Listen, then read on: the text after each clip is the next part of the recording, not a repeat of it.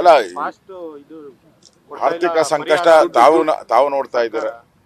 ಆರ್ಥಿಕ ಸಂಕಷ್ಟ ಅನ್ನೋದು ಇವತ್ತು ಕೂಡ ಸರ್ಕಾರದ ಖಜಾನೆಯಲ್ಲಿ ಹಣ ಇಲ್ಲ. ಒಂದು ರೀತಿ ಪಾಪರಾಗಿರುವಂತ ಸ್ಥಿತಿಯಲ್ಲಿ ಇವತ್ತಿಂದ ಅಂತಲ್ಲ, ಕಳೆದ 6-7 ತಿಂಗಳಿಂದನೂ ಕೂಡ ಅವತ್ತು ದುಡ್ಡು ಅಡ್ಜಸ್ಟ್ ಮಾಡ್ಬೇಕು. ಈಗ ಟ್ಯಾಕ್ಸ್ಗಳಾಗ್ತಾ ಇದ್ದಾರೆ, ಎಲ್ಲ ಕಡೆ ಟ್ಯಾಕ್ಸ್ ಹಾಕಿದ್ದಾರೆ, ಆದರೂ ಕೂಡ ಅವ್ರಿಗೆ ಆಗ್ತಾ ಇಲ್ಲ. ಈಗ ದಲಿತರ ಅಮೌಂಟು ಸುಮಾರು 25,000 ಕೋಟಿ ಟ್ರಾನ್ಸ್ಫರ್ ಮಾಡ್ಕೊಂಡಿದ್ದಾರೆ ಅವರ ಗ್ಯಾರಂಟಿಗಳಿಗೋಸ್ಕರ. ಸೊ ಈಗ ಅವ್ರ ಹತ್ರ ಹಣ ಕಾಣ್ತಾ ಇಲ್ಲ, ಹಣ ಎಲ್ಲೂ ಇಲ್ಲ. ಈಗ ಹಣ ಇಲ್ಲದೆ ಇರೋದ್ರಿಂದ ಅವ್ರ ಪರಿಹಾರನೂ ಕೂಡ ನಿಧಾನದಾಗಿ ಶುರು ಮಾಡ್ತಾರೆ. ಸರ್, ಡಿಸಿ ಅವರು ಕೇಂದ್ರ ಮಂತ್ರಿ ಜೊತೆ ಬರ್ತಾರೆ ಸರ್, ನನಗೆ ಈಗ ನನ್ನ ಭೇಟಿ ಮಾಡಕ್ಕೆ ಐಬಿಗೆ ಬರ್ತಾ ಇದ್ದಾರೆ. ನಮ್ಮ ಎಸ್ ಸಿ ಅವರು, ತಹಸೀಲ್ದಾರ್ ಎಲ್ಲ ಬಂದಿದ್ದಾರೆ ನನ್ನ ಭೇಟಿ ಮಾಡಕ್ಕೆ. ಜಿಲ್ಲಾಧಿಕಾರಿಗಳು ಐಬಿಗೆ ಬರ್ತಾರೆ ಭೇಟಿ ಮಾಡಿ. ಕೇಂದ್ರ ಸಚಿವರು ಭೇಟಿ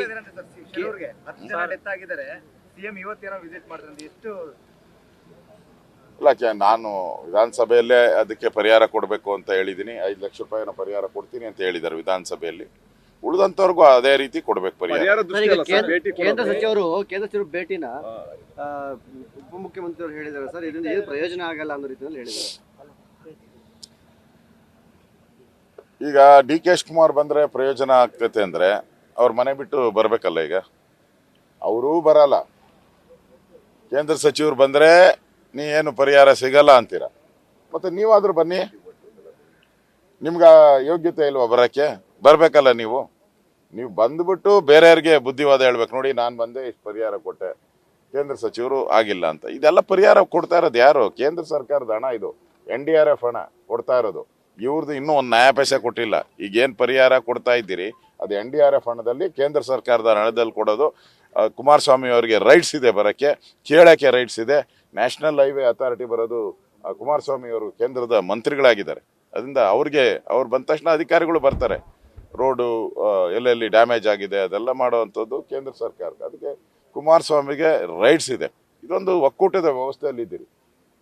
ನಿಮ್ಗೆ ಆಗಲ್ಲ, ಕುಮಾರಸ್ವಾಮಿ ಅವ್ರ ಕೈ ಶಕ್ತಿ ಇಲ್ಲ ಅಂದರೆ ನೀವು ಬಂದು ಮಾಡಿ ಕೆಲಸ. ಕುಮಾರಸ್ವಾಮಿ ಅವರು ಓಡಾಡ್ತಾ ಇದ್ದಾರಲ್ಲ, ಇಷ್ಟು ದೇಶ ಎಲ್ಲ ಸುತ್ತಬೇಕು ಅಂಥದ್ರ ಮಧ್ಯೆ ಕರ್ನಾಟಕಕ್ಕೆ ಆದ್ಯತೆ ಕೊಟ್ಟು ಬರ್ತಾ ಇದ್ದಾರೆ. ನಿಮ್ಗೆ ಯಾಕೆ ಬರೋಕ್ಕಾಗ್ತಾ ಇಲ್ಲ? ಸರ್, ಕೃಷಿ ಸಚಿವರು ಹೇಳ್ತಾರೆ ವಿಪಕ್ಷ ನಾಯಕರು ಇದಾರ, ಯಾರು ವಿಪಕ್ಷ ನಾಯಕರು?